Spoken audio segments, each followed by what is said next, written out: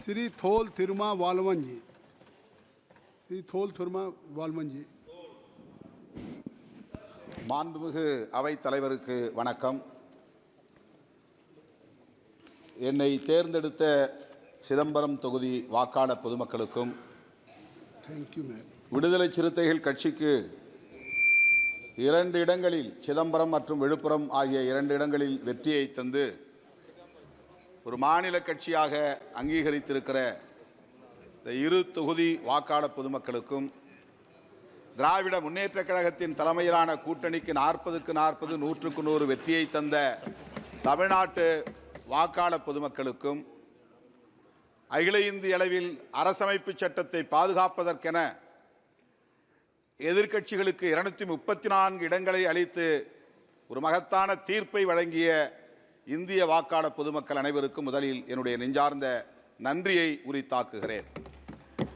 குடியரசுத் தலைவரின் உரை மீதான நன்றி தெரிவிக்கும் தீர்மானம் 240 இடங்களில் மட்டுமே வெற்றி பெற்றிருக்கிற பாரதிய ஜனதா கட்சிக்கு தனி மெஜாரிட்டி கிடைத்திருக்கிறது என்ற தவறான தகவலை பேசியிருக்கிறார் நம்முடைய குடியரசுத் தலைவர். அதுவே ஆளும் கட்சி அவருக்கு நன்றி செலுத்த கடமைப்பட்டிருக்கிறது. ஆனால் எதிர்க்கட்சிகள் மக்களுக்கு நன்றி சொல்ல கடமைப்பட்டிருக்கிறோம். அரசமைப்பு சட்டத்திற்கு எதிரான பிற்போக்கு சக்திகளை எதிர்க்க வேண்டும், வீழ்த்த வேண்டும் என்பதுதான் இந்தியா கூட்டணியின் ஒரே நிலைப்பாடாக இருந்தது.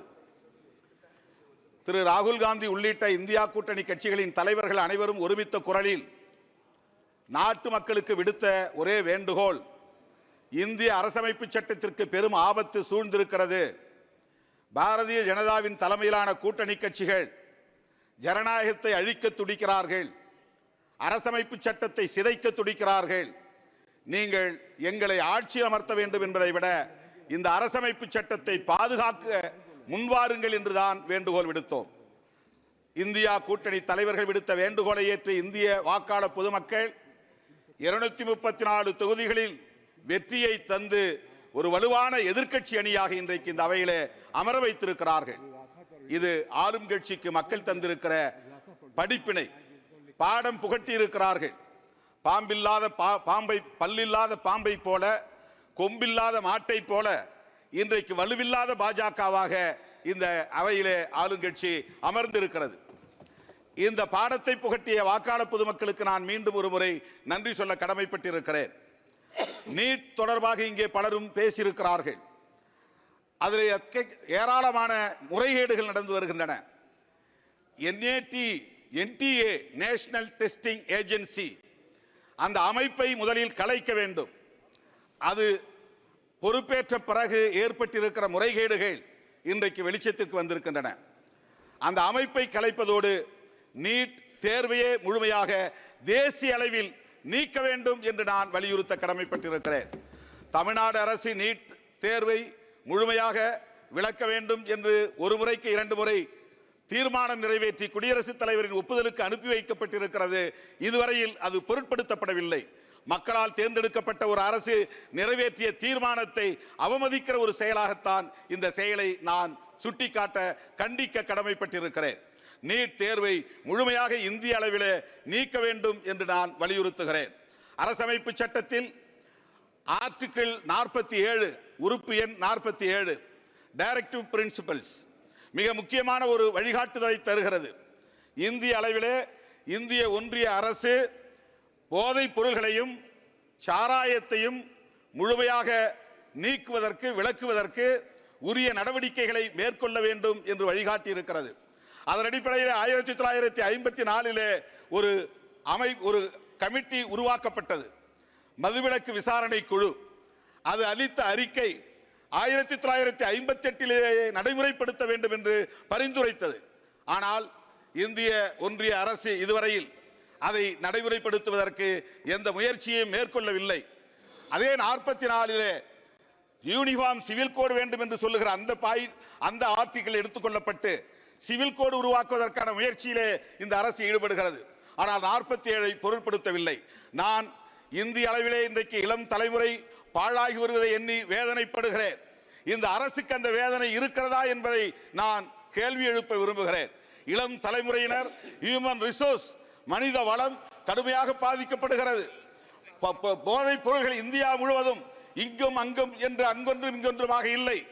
ஒரு குறிப்பிட்ட மாநிலங்களில் மட்டும் இல்லை, இந்தியா மாநிலங்கள் அனைத்திலும் போதைப் பொருள்கள் மிக தாராளமாக புழக்கத்தில் இருக்கின்றன. கள்ளச்சாராயம் காய்ச்சப்படுகிறது. 4 மாநிலங்களை தவிர எல்லா மாநிலங்களிலும் அரசு மதுபானங்களை விற்பனை செய்கிறது. இது நாட்டுக்கு செய்கிற மிகப்பெரிய துரோகம், இளம் தலைமுறைக்கு செய்கிற துரோகம், மனித வளத்தை சிதைக்கிற ஒரு நடவடிக்கை. எனவே தேசிய மதுவிலக்கு கொள்கையை ஒரு கொள்கையாக இந்த அரசு கொண்டு வர வேண்டும். இந்தியா முழுவதும் மதுவிலக்கை நடைமுறைப்படுத்த வேண்டும், போதை புழக்கத்தை தடுக்க வேண்டும் என்று வேண்டுகோள் விடுத்து இந்த வாய்ப்புக்கு நன்றி கூறி அமர்கிறேன். நன்றி, வணக்கம். Thank you. Dr. B. Shabri. Please. Very senior member, Thol Thirumavalavan, has spoken. I'll say this, if you allow me, both in English and Tamil. He is requesting the Union government to invoke provisions given in the Constitution, particularly referring to the preamble, to bring in prohibition and also to ensure that there are no drug in the country. A very noble cause. I really appreciate the point he's raised there. But the party with which he's in alliance in Tamil Nadu, which is in government there, saw 56 people die due to illegal liquor. He should first preach there. He should first preach there. He should first talk there.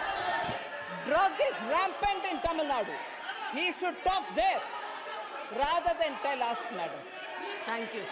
இந்த video உங்களுக்கு பிடிச்சிருந்தா please like and share பண்ணுங்க. மறக்காம எங்க சேனலை சப்ஸ்கிரைபும் பண்ணுங்க.